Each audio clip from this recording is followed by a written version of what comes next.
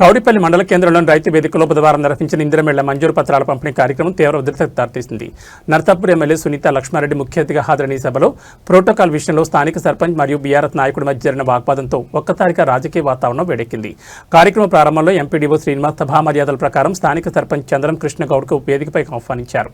సర్పంచ్ వేదికపైకి చేరుకోగానే బీఆర్ఎస్ నాయకుడు దుర్గారెడ్డి జోక్యం చేసుకుంటూ సర్పంచ్ను వేదికపైకి ఎలా ఆహ్వానిస్తారని ప్రశ్నించారు. దీనిపై సర్పంచ్ కృష్ణగౌడ్ తీవ్రంగా స్పందిస్తూ నువ్వు ఏ హోదాలో ఏ ప్రోటోకాల్ ప్రకారం నన్ను ప్రశ్నిస్తున్నామని గట్టిగా నిలదీశారు. అంతేకాకుండా ప్రభుత్వ కార్యక్రమాల గురించి స్థానిక ప్రజాప్రతినిధులకు ముందస్తు సమాచారం ఇవ్వకుండా హోటాహోటిని నిర్వహించడంపై సర్పంచ్ మండిపడ్డారు. ఇరు వర్గాల మధ్య మాటల యుద్ధం పడడంతో రైతు వేదిక ప్రాంగణం హోరెత్తింది.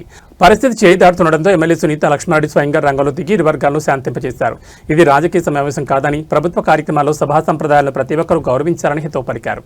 ప్రతి కార్యక్రమానికి ప్రోటోకాల్ ఉంటుంది, దాన్ని అందరూ పాటించాల్సిందని ఆమె స్పష్టం చేశారు.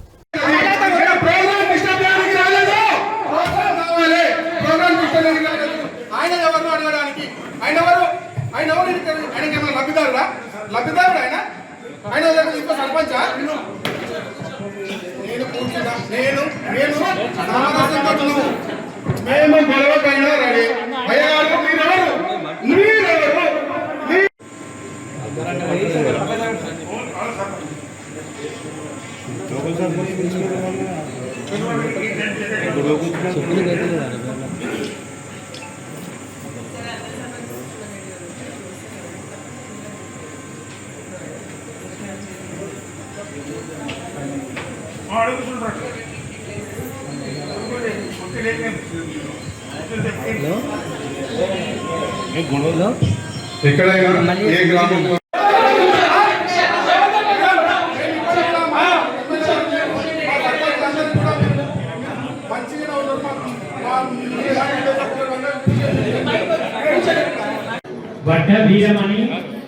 వడ్డీ వీరమణి మహమ్మద్ నగర్ గ్రామం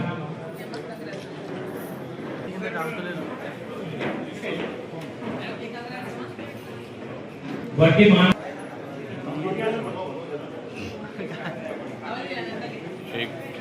చింతల గారి తలారి మాధవి ముత్రాజ్పల్లి గ్రామం.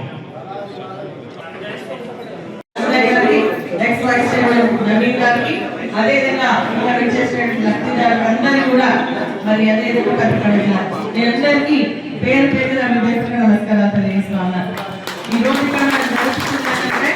సంతోషంగా ఇంటి కళ నిజం చేసుకునేటువంటి విధంగా ఎవరికైతే సొంత ఇంటి కావాలని చెప్పేసి అనుకుంటున్నారో వాళ్ళందరి కళ నెరవేర్చేసే విధంగా ఈ రోజు శాంక్షన్ అయినటువంటి ఇండ్లకు మనము సర్టిఫికేట్ ఇచ్చి తొందరలో ఎందుకంటే వర్షాకాలం వస్తుంది కాబట్టి మరి వాటిని తొందరగా స్టార్ట్ చేసుకోవాలని ఆలోచనతో చేసుకున్నటువంటి మంచి కార్యక్రమం. దీని అంతా కూడా స్వాగతించాల్సిన అవసరం ఉంది.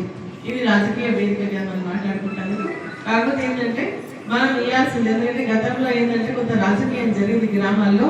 ఇంద్రమ్మ కమిటీలు అని చెప్పేసి పెట్టేసి ప్రతి ఒక్క ఇల్లు అంటే ఎమ్మెల్యేకి ఉన్నటువంటి 1400 కోట్ల ఏదైతే ఇల్లు ఉంటుందో దాన్ని కూడా గ్రామాల్లో ఎంపిక చేసి ఇవ్వడం వల్ల మనం ఇచ్చినటువంటి లిస్ట్ ఏదైతే ఉందో కొంత ఆలస్యం అయింది. అందుకనే కొంచెం లేట్ గా రావడం జరిగింది. ఇప్పుడు కూడా కొంత గ్యాప్ వచ్చింది. ఇక్కడ ఏంటంటే ఒకసారి మనకు 1400 ఇల్లు పంపిస్తే అందరు ఏంటంటే గ్రామంలో ఉన్నటువంటి వాళ్ళు ఎవరు కట్టుకుంటారంటే వాళ్ళకి రాసేయడం జరిగింది. కానీ ఈ ప్రభుత్వ గతంలో ఏంటంటే ఎవరు కట్టుకుంటారు అంటే వాళ్ళకు ఇల్లు ఇవ్వడం జరిగింది. కానీ ఈ ప్రభుత్వం ఏంటంటే ఒక నిర్ణయం తీసుకునేది ఏంటంటే ప్రజాపాలనలో దరఖాస్తు చేసుకోవాలా, దాంట్లో L1 కింద ఉన్నటువంటి వాళ్ళకి మాత్రమే ఇల్లు వస్తాయని చెప్పేసి ఇచ్చింది.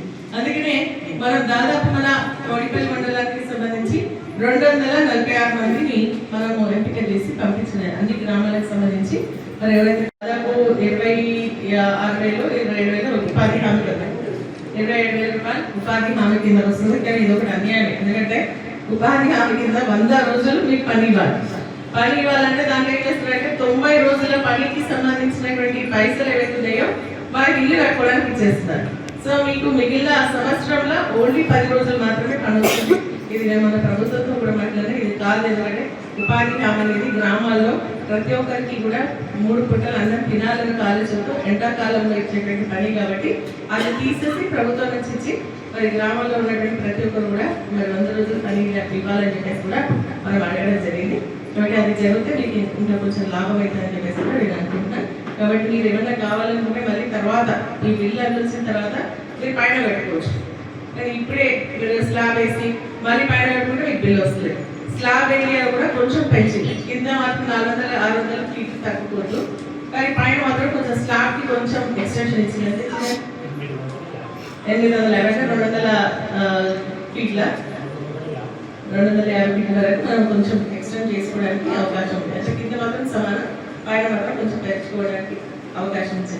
మరి అదే ఏంటంటే ఇంతకుముందు మనం బేస్మెంట్లు కట్టుకున్నాం, ఇప్పుడు ఇల్లు శాంక్షన్ వచ్చినప్పుడు ఆ బేస్మెంట్లకు ఇవ్వట్లేదు. ఎందుకంటే ఒకవేళ ఎక్కువ కట్టుకుంటే ఇప్పుడు ప్రభుత్వం ఊరికే మాట్లాడుతూ ఉంటే కొన్ని మార్పులు చేస్తారు. ఎక్కువ కట్టుకునేదంటే మీరు ఎంతైతే కట్టుకుంటున్నారో ఇప్పుడు అంతవరకే క్లోజ్ చేసి మీరు కట్టుకుంటే బేస్మెంట్ బిల్ కాకుండా మరి మీకు పైసలు ఇస్తామని చెప్పేసి అంటున్నారు. కాబట్టి ఇవి దృష్టిలో పెట్టుకొని, ఎందుకంటే మనం ఇంకొకటి పైసలు జమ చేసుకుని ప్రభుత్వం ఇచ్చేది